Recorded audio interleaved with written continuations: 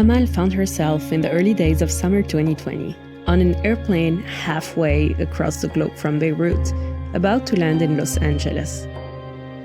After countless hours of flight and a couple of hours standing in line at the customs border check, she was finally in LA. She got her bags, stepped out of LAX, and lit a cigarette.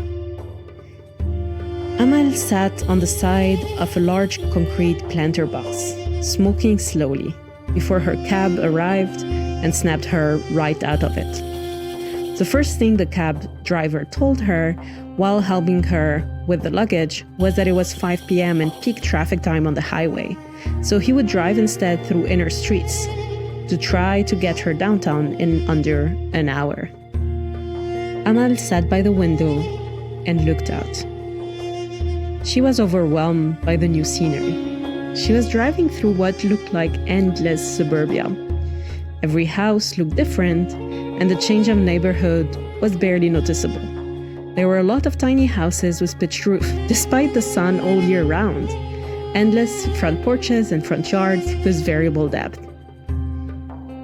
The change of neighborhood was maybe mainly noticeable through the change of house scale.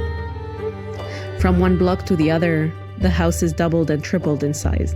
More stuff seemed to be added to the front yards, and bushes were better trimmed. After half an hour of driving, Amal noticed a queer flag in one of the front yards, and another one in the next house showing through the window, and another one had 3 different queer flags raised from a large cactus pot. She smiled.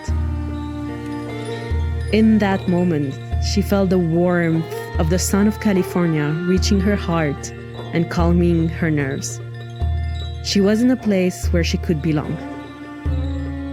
After that encounter with the queer flag, the rest of her cab ride turned into a game of finding hidden queer stuff on front yards, porches, windows, and roofs.